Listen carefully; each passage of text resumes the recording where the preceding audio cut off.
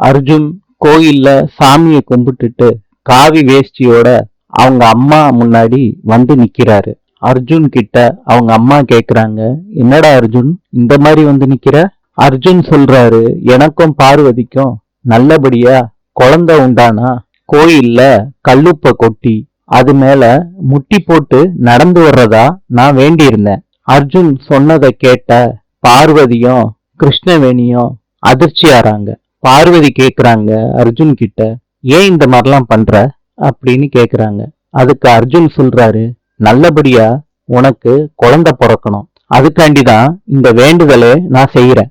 அர்ஜுன் வேண்டுதலை நிறைவேற்றுறதுக்காண்டி முட்டி போட்டு கல்லுப்பு மேல வர்றாரு. அர்ஜுன் வலியையும் பொருட்படுத்தாம முட்டி போட்டுக்கிட்டு கல்லுப்பு மேல வர்றாரு. அர்ஜுன் தளர்றப்ப கிருஷ்ணவேணியும் பார்வதியும் தாங்கி பிடிக்கிறாங்க.